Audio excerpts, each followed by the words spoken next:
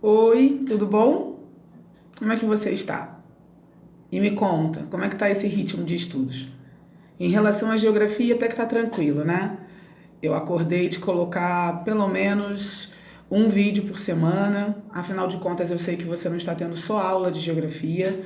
E também é interessante porque aí dá tempo de você assistir a aula e também fazer os exercícios dos livros, certo? Então tá bom. A aula de hoje já está aí na tela, é sobre divisão internacional do trabalho. Entretanto, para você assistir e entender essa aula, é necessário, extremamente importante, que você tenha assistido a aula sobre Revolução Industrial, que foi o vídeo passado, e que você tenha feito os exercícios que eu coloquei lá na plataforma da Plural, porque dessa maneira vai contribuir para que você entenda melhor o assunto de hoje, tá bom? Se você, depois que assistiu a aula da plataforma e fez os exercícios que eu passei, você certamente deve ter lido o capítulo do livro. E se você leu o capítulo do livro, você se deparou com a divisão internacional do trabalho.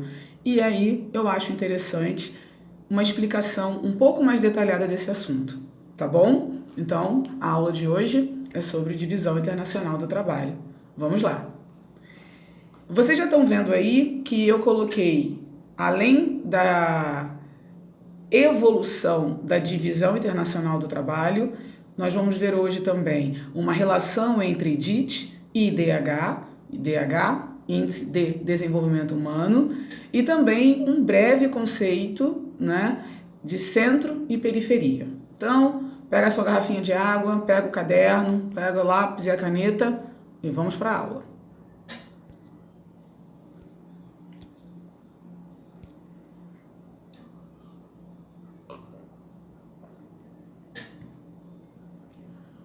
Eu sempre digo para vocês que é interessante que a gente tenha muito bem tranquilo na nossa cabeça o conceito.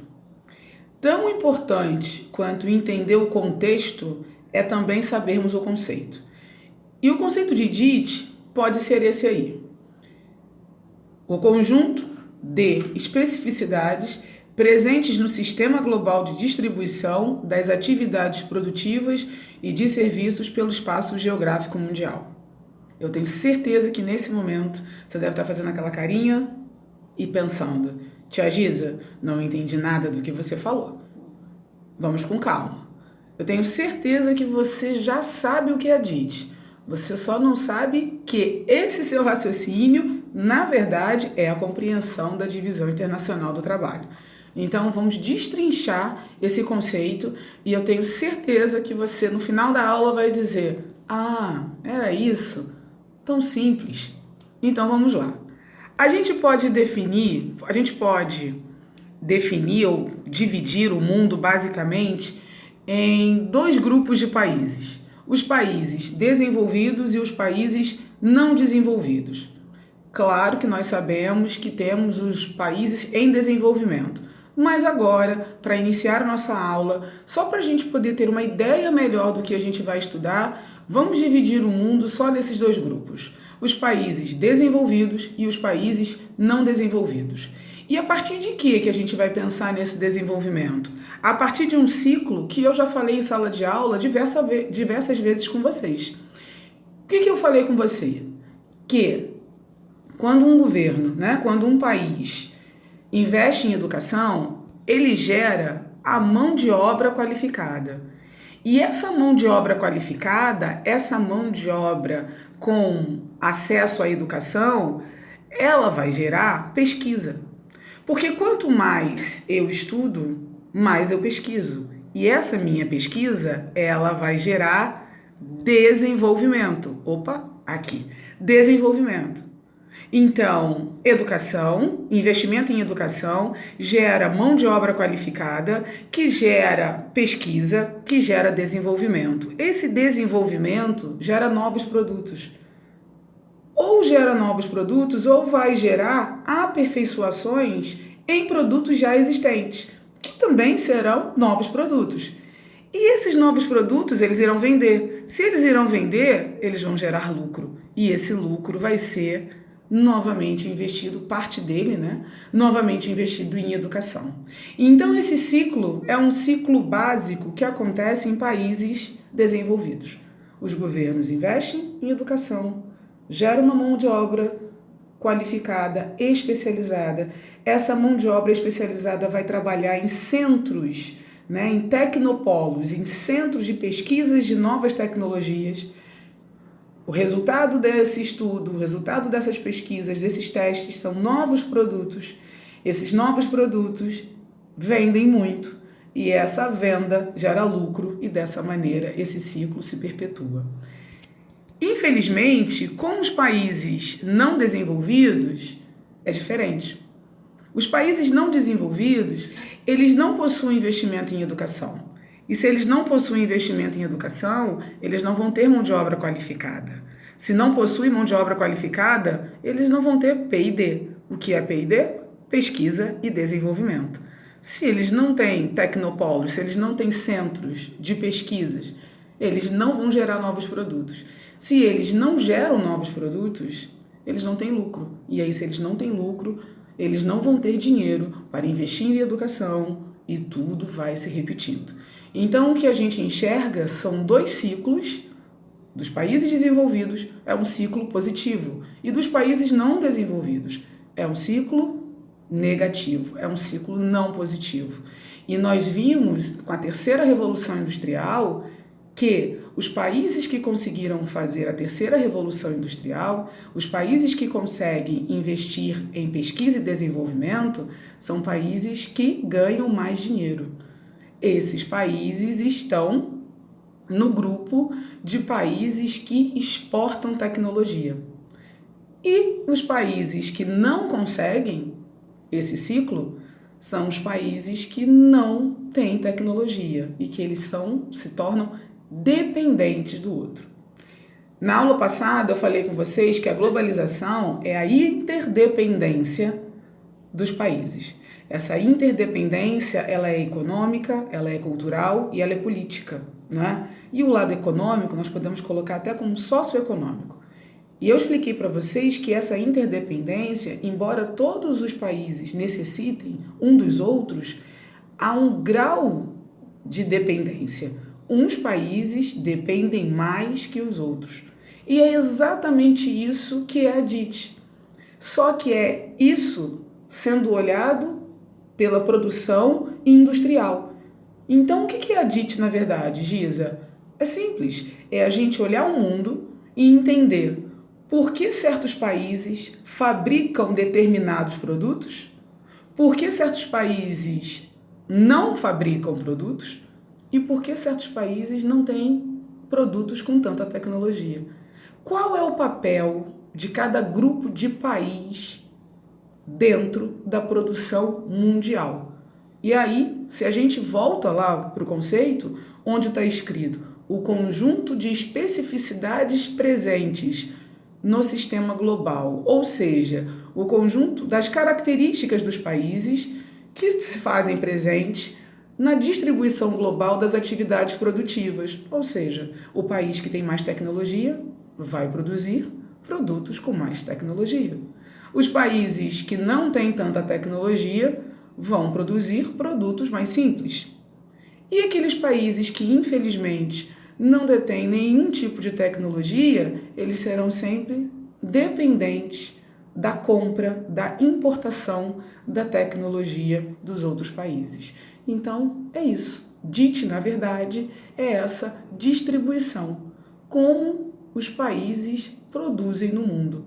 É claro que é simples desse jeito, mas a gente tem alguns detalhes que a gente precisa olhar com mais carinho. Vamos lá? Primeiro, a gente precisa entender que essa divisão internacional do trabalho, ela teve uma evolução, não é? Eu estou falando com você agora de terceira revolução industrial, mas nós já vimos que tivemos a primeira, a segunda revolução industrial. E antes disso, né, a DIT já se comportava de uma outra maneira.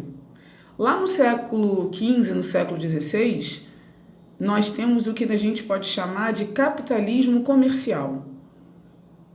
Esse capitalismo comercial era na época em que existia metrópole e colônia. E eu tenho certeza que você lembra de ter visto isso em história. Esse acordo entre metrópole e colônia era chamado de pacto colonial. E nesse pacto colonial, a colônia era responsável por enviar para a metrópole matéria-prima, especiarias, escravos, recursos naturais. E a metrópole enviava para a colônia produtos manufaturados. E vamos lembrar que a colônia só tinha permissão de comercializar com a metrópole, certo? E o que acabava acontecendo nessa relação dessa divisão internacional do trabalho do século XV e do século XVI? As riquezas da colônia iam todas para a metrópole. Então, quem tinha vantagem nessa relação? Quem tinha vantagem nessa divisão internacional do trabalho? A metrópole, certo? Depois, nós vamos ver que a gente sai do que nós chamamos de capitalismo comercial, que é do século XV e do século XVI, e a gente chega no capitalismo industrial, que é a partir do século XVIII. E é capitalismo industrial exatamente porque no século XVIII a gente tem a primeira revolução industrial. Preciso beber água.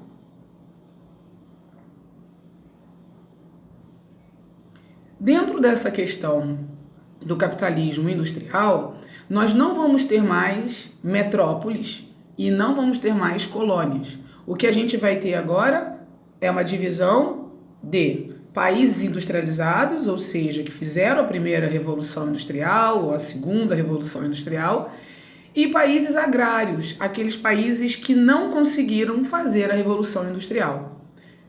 E qual o papel de um, qual o papel do outro? Praticamente a mesma coisa do capitalismo comercial. Os países agrários continuam mandando matérias-primas para os países industrializados e os países industrializados passam a enviar para os países agrários exatamente produtos industrializados. Na verdade, mudou o nome somente, porque a relação continua sendo uma relação muito fácil de ser compreendida. Os países que eram metrópoles, que acumularam riqueza, foram países que conseguiram fazer a sua revolução industrial. Esses países continuam acumulando mais riquezas, continuam investindo em pesquisa, continuam descobrindo novas formas de produção, enquanto que as colônias continuam sendo dependentes, continuam, infelizmente, naquele ciclo não positivo que eu falei antes, que você não tem dinheiro. Até porque, se a gente parar para pensar, alguns alunos me perguntam isso, Giza, mas um país que é agrário, ele exporta muito, então ele ganha muito dinheiro, é o que eu ouço. Por que esses países então não têm dinheiro? E aí a gente precisa pensar, o que vocês acham que é mais caro? Uma maçã ou um suco de maçã em caixinha? É o suco de maçã em caixinha, certo?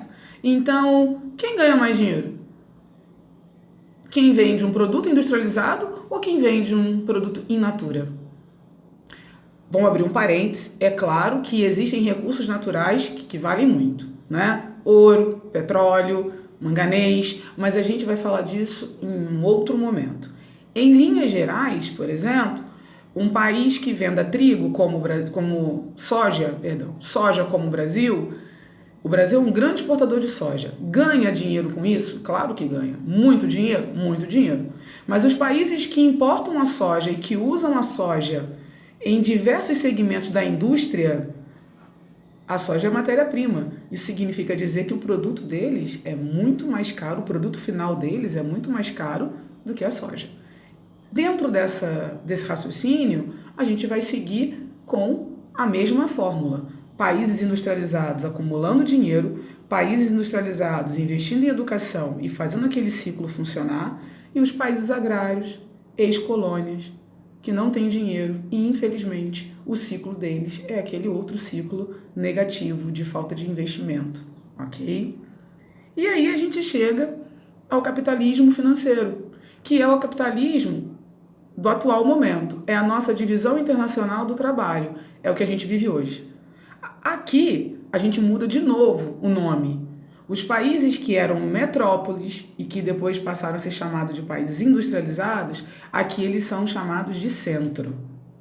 E os países que eram colônias e depois foram chamados de agrários, agora eles são chamados de periferia. Só que nós temos, dentro do grupo de países periféricos, nós temos um grupo chamado de países emergentes.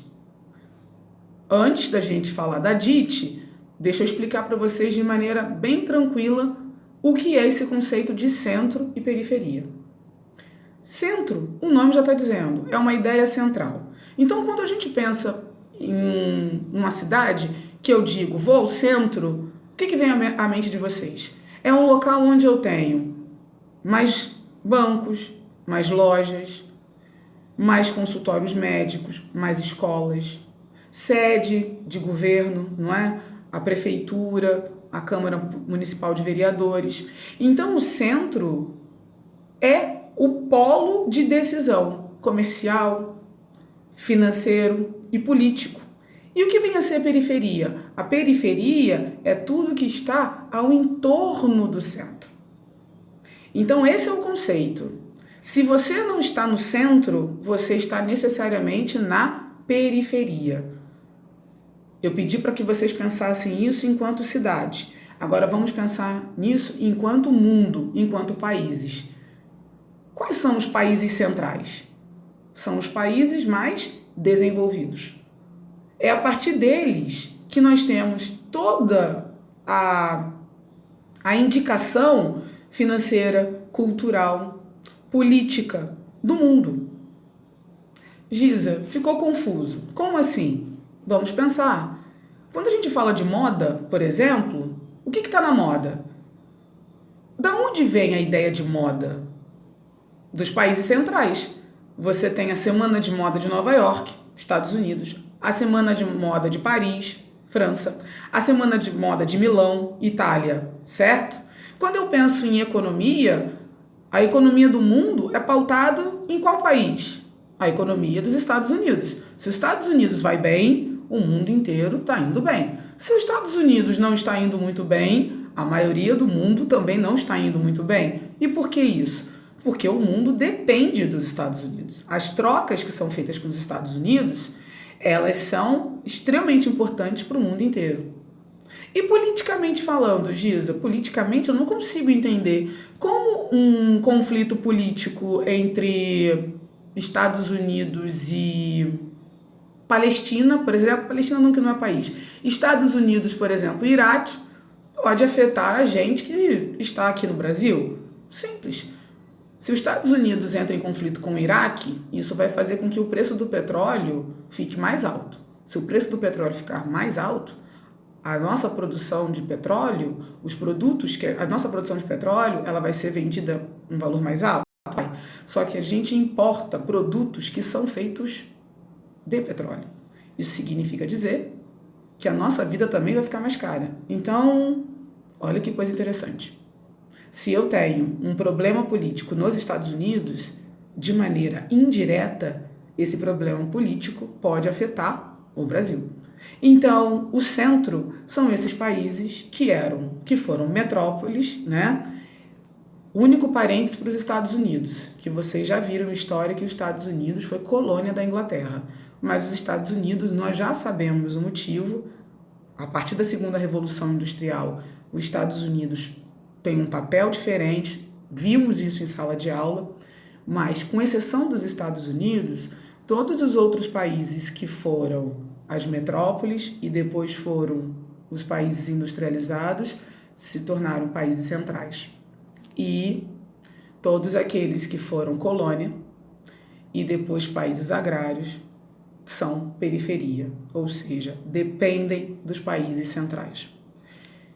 E aí eu falei para vocês que dentro desse grupo de países periféricos, a gente tem países emergentes. O que são países emergentes? São países que conseguiram melhorar um pouquinho a situação econômica, socioeconômica, né, em relação aos outros. Então é como se a gente tivesse um país de baixo IDH e um país de médio ou de um alto baixo IDH. E como que funciona essa relação? Como é o funcionamento? Me perdoe. Qual é o funcionamento dessa relação desses países com a Divisão Internacional do Trabalho? Segue o mesmo raciocínio. A periferia segue enviando para o centro e para os países emergentes matérias-primas, do mesmo jeito. E os países emergentes? Eles vendem e exportam, tanto para os países periféricos quanto para os países centrais, produtos industrializados, mas produtos com não tanta tecnologia assim. E os países centrais? Eles fazem o quê? Eles vendem e eles levam para os países emergentes tecnologia e investimentos, tá? Gisa, não ficou tão bem assim. Então, vamos dar um exemplo bem tranquilo. Vamos pensar, por exemplo, na Nike, não é? A Nike é uma indústria de material esportivo. Se a gente olhar de longe, sem um cuidado especial, é só uma blusa, é só uma chuteira, é só um tênis. Mas se a gente olhar com um cuidado, com um olhar um pouquinho mais apurado, a gente vai ver, por exemplo, que uma camisa que a Nike faça para quem corre, é uma camisa que tem uma tecnologia especial. O tecido é um tecido feito de um material que permite que o corpo consiga transpirar. Então a camisa não fica tão molhada. Isso significa dizer que a sua sensação também, o seu bem-estar, também é levado em consideração. Então, imagina pensar tudo isso, pensar num material que seja leve, pensar num material que deixe o corpo transpirar, ou então, se for uma camisa para eu fazer rafting, canoagem, por exemplo, é uma camisa que precisa ser leve, mas uma camisa que tem que ser impermeável. Ou, se é um tênis para basquete, jogadores de basquete saltam muito. Então, nesse movimento que eles ficam pulando o tempo inteiro, o tornozelo, o pé, né, o calcanhar, está em constante impacto com o chão. Então, é necessário um tênis que o solado do tênis, que a sola do tênis, seja uma sola que tenha amortecedor, que absorva esse impacto, que proteja o calcanhar, que proteja o tornozelo do atleta. Então, se a gente parar para pensar, o material da Nike tem muita tecnologia. E aí minha pergunta, se você pegar um tênis da Nike aí, que você tem, e se você for dar uma olhadinha na etiqueta desse tênis, você vai ver que apesar de ser um tênis da Nike, que é uma empresa dos Estados Unidos, o tênis não foi fabricado nos Estados Unidos. O tênis pode ter sido fabricado na China, no Vietnã, em Bangladesh. E por que isso acontece? É exatamente essa nova divisão internacional do trabalho. Por que não acontece? Simples. Na hora de pensar, na hora de pesquisar, na hora de descobrir novas tecnologias, esse centro de pesquisa vai estar aonde? Vai estar em Bangladesh, vai estar no Vietnã ou vai estar nos Estados Unidos? Vai estar nos Estados Unidos. Concorda comigo? Porque, afinal de contas, lá eu tenho investimento em educação, lá eu tenho pesquisa e lá eu tenho desenvolvimento. Então, a Nike nos Estados Unidos é o centro de pesquisa. Eles pesquisam o melhor material, pesquisam a nova tecnologia. Descobriu tudo isso? Houve lá o desenho, já sabe o tamanho do tecido ou do desenho do tênis, o corte, tudo isso? Ok, agora precisa simplesmente fabricar o tênis. Mas fabricar de qual maneira? Colar, colocar o cadarço, ver se a máquina está costurando direito ou não. Para isso, eu preciso de uma mão de obra tão qualificada assim? Não. Se a mão de obra não é tão qualificada, o salário é mais baixo ou mais alto? Mais baixo. Então, o que a Nike faz? Ao invés da Nike ter a sua fábrica nos Estados Unidos, ela vai ter sua fábrica em um país ou de periferia ou num país emergente. Nesse país emergente, os trabalhadores da fábrica, eles só precisam fazer o quê? Colocar o cadarço, ver se a máquina está costurando direito, colocar o tecido para ser cortado. Ou seja, nada que precise de uma mão de obra tão qualificada assim. Dessa maneira, a Nike paga baixos salários para esses funcionários, tem mais lucro, certo? E a nova Divisão Internacional do Trabalho segue o seu curso. Entenderam? Então, nos países centrais, eu tenho o pensar, o pesquisar, o desenvolver novas tecnologias. Nos países emergentes, eu tenho o quê? A execução. Eu não preciso de mão de obra tão qualificada assim. Então, eu simplesmente posso colocar minha fábrica em países distantes. Agora, por que eu posso colocar a minha fábrica num país distante? Simples, porque eu estou falando da terceira revolução industrial. A pessoa lá dos Estados Unidos, o presidente da Nike lá nos Estados Unidos, o engenheiro da Nike nos Estados Unidos, ele pode, através de videoconferência, através da internet, verificar o andamento, verificar como está a produção. Aonde isso? Em Bangladesh ou no Vietnã. Então, o que nós vamos ter? A partir da terceira revolução industrial, a gente vai ter uma ida de fábricas dos países centrais para países emergentes. E esses países emergentes, como eles vão estar recebendo fábricas, eles melhoram um pouco a sua condição socioeconômica. Por isso que a gente vai ter países de periferia e países do centro. Então, essa questão da Nike, ela demonstra, de maneira muito clara, como funciona a atual Divisão Internacional do Trabalho. Então, como eu falei com vocês, a periferia, os países periféricos, eles enviam para o centro e para os países emergentes a matéria-prima. Eu voltei. E os países emergentes enviam para o centro e para a periferia os produtos industrializados, e os países centrais mandam, enviam, negociam com os países emergentes e com a periferia o investimento em tecnologia e também investimentos, dinheiro, ok? E aí, em resumo, quando a gente pensa na globalização, quando a gente pensa na terceira revolução industrial, a gente tem que pensar exatamente isso.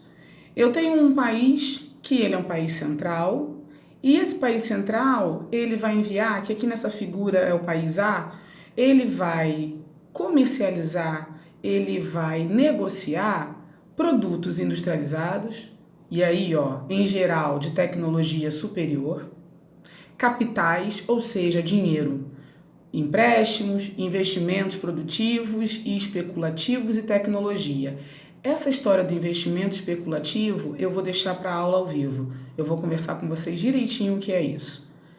E os países periféricos, e alguns deles emergentes, eles vão ter uma relação de enviar para os países centrais produtos primários ou produtos industrializados, como eu falei para vocês, que é, no caso, a camisa da Nike, o tênis da Nike, E os capitais, como? Se eles pegam dinheiro emprestado dos países centrais, eles precisam pagar os juros desse empréstimo.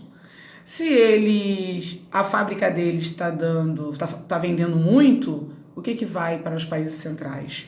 Vai o lucro. Como assim, Giza? Simples. Por exemplo, a Coca-Cola tem fábricas no mundo inteiro. Então tem a Coca-Cola Brasil. Só que a sede da Coca-Cola fica nos Estados Unidos.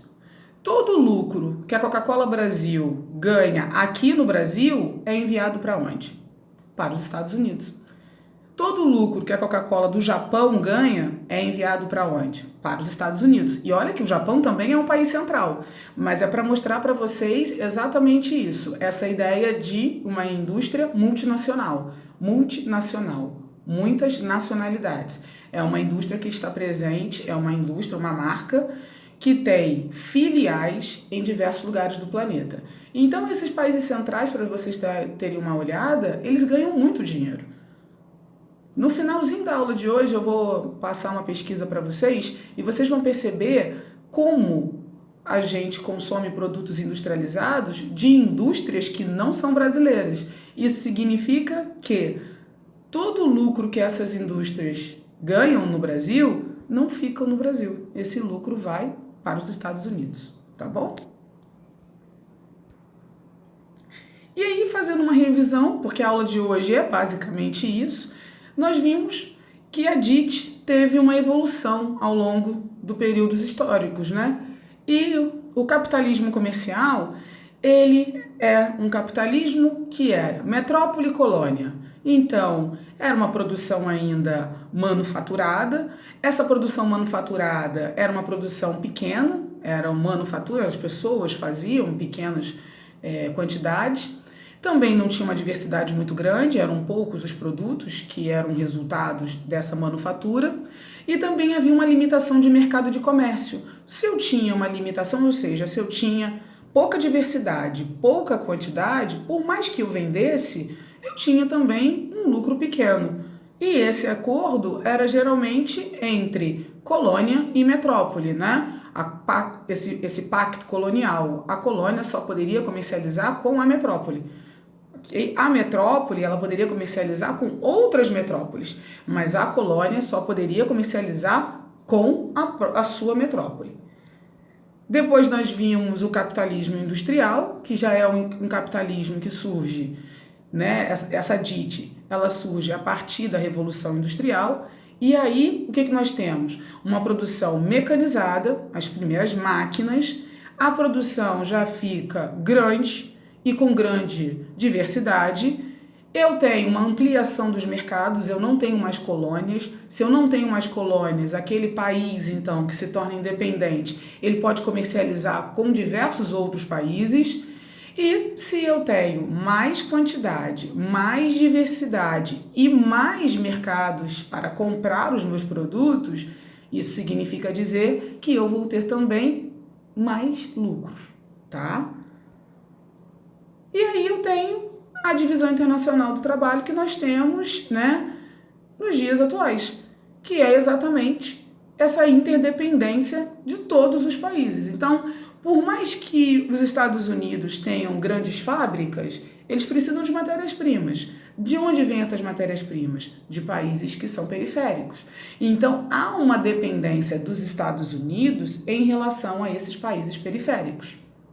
Por sua vez, esses países periféricos, por exemplo, não têm fábrica de telefone celular. Eles não têm nenhuma fábrica própria de telefone celular, uma marca deles. E aí eles vão usar telefones celulares de quais países? Dos Estados Unidos, sendo Apple ou Motorola, da Coreia, que é o Samsung. Então, eles vendem produtos primários, mas eles são consumidores de produtos de grande tecnologia, ou até produtos com menor tecnologia, um tênis da Nike, por exemplo. Coloquei para vocês aí um texto que está refletindo bem esse olhar que a gente tem que ter com DIT e DH. Há um papel muito claro, há uma relação muito tranquila entre o nível de desenvolvimento humano do país e o papel que ele ocupa na divisão internacional do trabalho. Então, eu coloquei para vocês que para que haja a DIT, são necessárias algumas condições, dentre elas o diferenciado grau de estágio socioeconômico dos territórios, das suas forças produtivas e dos diferentes níveis de desenvolvimento humano. Além disso, a DIT se relaciona com a diversidade do meio natural e das condições sociais. Não entendi, Giza. É exatamente tudo que eu venho falando até agora. Vamos imaginar, a China é uma economia grande, se tornou um país central e a China tem mais de 1 bilhão de habitantes. Então a China precisa gerar muito alimento. Entretanto, a localização geográfica da China, ela não permite, por mais que seja um país grande, mas ela não permite que a China seja um grande celeiro, ou seja, a China não tem áreas tão grandes para agricultura. Em compensação, a África, o continente africano, já reúne em algumas áreas uma condição geográfica, condições naturais boas para o plantio. O que o governo chinês faz? O governo chinês vai até o continente africano, negocia com alguns países africanos, faz investimento de estradas, faz investimento de portos, e ele compra a produção de alimentos desses países africanos. Ele prepara a terra, governo chinês, prepara a terra, cuida da irrigação, ele cuida de todo o plantio. Quando essa matéria-prima, nesses alimentos estão prontos para a colheita, eles saem do continente africano e vão para a China. Então, quando eu escrevo que a DIT se relaciona com a diversidade do meio natural e das condições sociais, é exatamente isso. Como eu tenho países muito pobres, é muito fácil eu dominar esse país. É exatamente essa relação entre China e alguns países do continente africano. E não é só do país do continente africano, não. A China já comprou muita coisa aqui do Brasil. A China, né, empresas chinesas, o governo chinês é dono de muita terra aqui no Brasil, por exemplo, por conta do plantio da soja. Então, quem é o Brasil? O Brasil é um país emergente. Então, nós vamos ver agora de maneira bem detalhada as características de cada grupo de país e vocês vão ver que o Brasil está dentro do grupo de países emergentes. Um país que se desenvolveu em algumas áreas, mas ainda é extremamente precário em outras. Vamos lá? Quais são as principais características dos países desenvolvidos? Elevado padrão de vida na maior parcela da população. Então, quando a gente fala em países centrais, a gente pensa sempre numa excepcional qualidade de vida. Por que eu coloquei aí na maior parcela da população? Simples. Porque existem estrangeiros, existem imigrantes que vão para esses países exatamente atrás de melhor condição de vida. E essa parcela da população, eles não possuem o mesmo estilo, o mesmo padrão de vida da população local, ok? Dominação econômica, tecnológica e política sobre países subdesenvolvidos. Foi o que eu falei para vocês. Os países desenvolvidos, eles dominam a tecnologia, dominam a economia e a política também. Desenvolvimento industrial e tecnológico, já conversamos. Os setores secundário e indústria, isso vocês viram no ano passado. O setor terciário, de comércio e de serviço, abrigam a maior parte da população. Claro, as pessoas têm mão de obra qualificada. Se as pessoas têm mão de obra qualificada, elas serão o quê? Engenheiros, professores, médicos, advogados. E essas profissões, elas trabalham exatamente nesses dois setores da economia, no secundário e no terciário. Elevados investimentos em educação, ciência e tecnologia. Já expliquei o motivo. Baixo índice de mortalidade infantil e de analfabetismo. Também está claro. O analfabetismo é baixo porque você tem um grande investimento em educação. Mortalidade infantil também é baixa porque a mortalidade infantil ela está atrelada às condições de vida.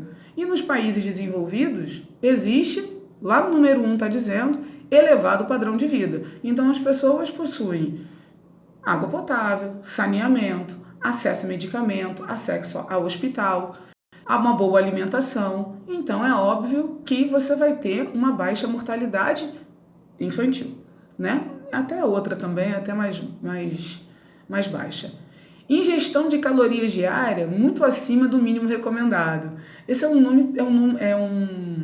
uma terminologia, né, técnica para dizer para vocês assim, eles possuem dinheiro para comer exatamente o que a Organização Mundial de Saúde diz que um ser humano tem que comer diariamente. Então, a Organização Mundial de Saúde, ela determina uma quantidade de calorias que um ser humano precisa ingerir por dia para ter uma vida saudável. Em países desenvolvidos, a população não tem problema, a população não passa fome, ok? Predomínio de população urbana, ou seja, as pessoas moram mais em cidades. Grande expectativa de vida. Claro, se eles vivem bem, eles vão viver mais. Acesso aos benefícios sociais à maioria da população. Escolas públicas, hospitais públicos, né? Programas públicos, aquilo que nós conversamos em sala de aula quando eu expliquei para vocês IDH. Emprego predominante de técnicas modernas, de máquinas e de mão de obra qualificada no campo. Quando a gente pensa em campo, a professora Silvana, no ano passado, eu tenho certeza que ela deixou isso bem claro para vocês. Antes, tínhamos uma ideia de que campo era algo atrasado. Isso é completamente errado hoje em dia. Nós temos algumas práticas tradicionais ainda em alguns lugares do planeta, de uma agricultura mais tradicional, mas quando eu falo de países desenvolvidos, eu estou falando de técnicas muito modernas de agricultura. Eu estou falando de tratores, eu estou falando de correção de solo, eu estou falando de irrigação, eu estou falando, inclusive, para vocês terem uma ideia, né, de você ter aviões que disparam descargas elétricas nas nuvens para que faça chover. Eu estou falando de previsão de chuva, de previsão meteorológica, eu estou falando de estufas, enfim. Em países desenvolvidos, estou falando de alimentos geneticamente modificados. Então, em países desenvolvidos, a agricultura ela é extremamente moderna, tá? E modernos e eficientes meios de comunicação e de transporte.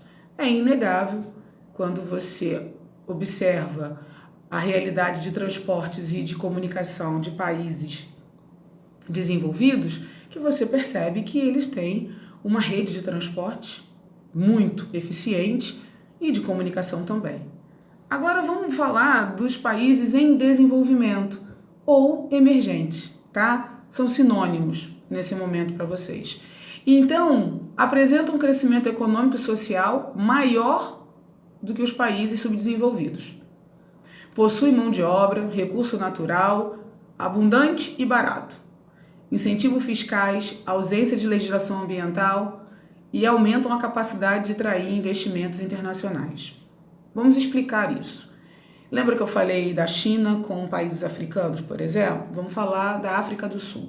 A África do Sul, um país africano, e a África do Sul, para atrair indústrias, para que as indústrias dos países centrais tenham interesse em colocar no seu país uma filial, eles abrem mão de legislação ambiental, de legislação trabalhista. Então é mais ou menos assim, pode vir para cá, pode colocar uma fábrica aqui no meu país, porque isso vai ser importante para mim, porque vai gerar um pouco de desenvolvimento e as outras coisas depois a gente corrige. E quais são essas outras coisas? Não há cuidado ambiental, não há leis trabalhistas. Então, os países em desenvolvimento são países que não são tão rigorosos com a legislação. Vamos falar do nosso país? Que nós tivemos recentemente, em 2019, os acidentes lá em Minas Gerais, com a barreira da Vale. Então, depois que aquele acidente aconteceu, é que o país inteiro ficou sabendo que aquele tipo de barreira, né, de barragem, não é mais utilizado nos países centrais, mas ainda é utilizado no Brasil. Por que ainda é utilizado no Brasil? Porque aqui não há uma fiscalização.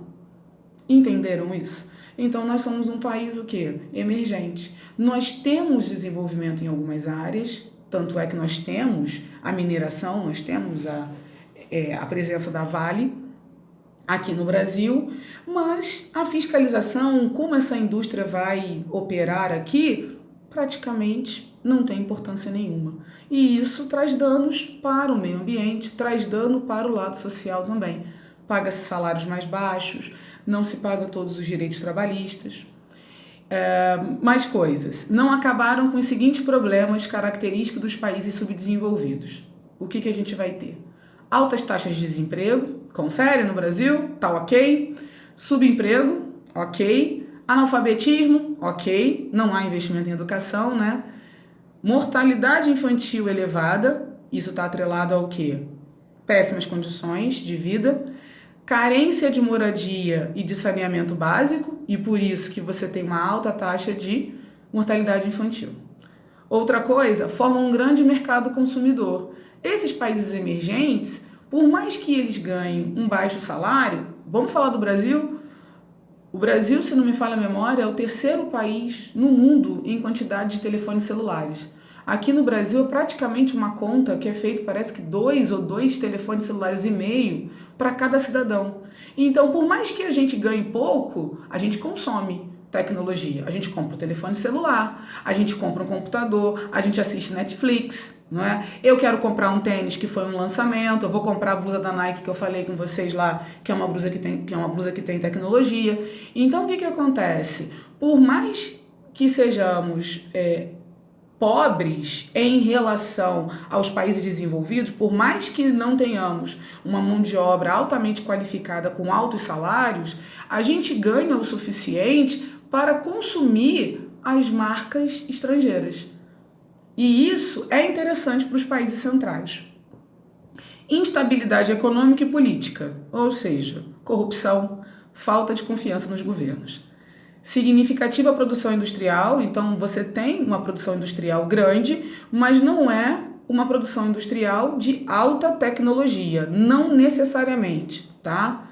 Dependência tecnológica dos países desenvolvidos, a falta de investimento em pesquisas e educação no desenvolvimento social e cultural da população tornam-os meros compradores de tecnologia e conhecimento.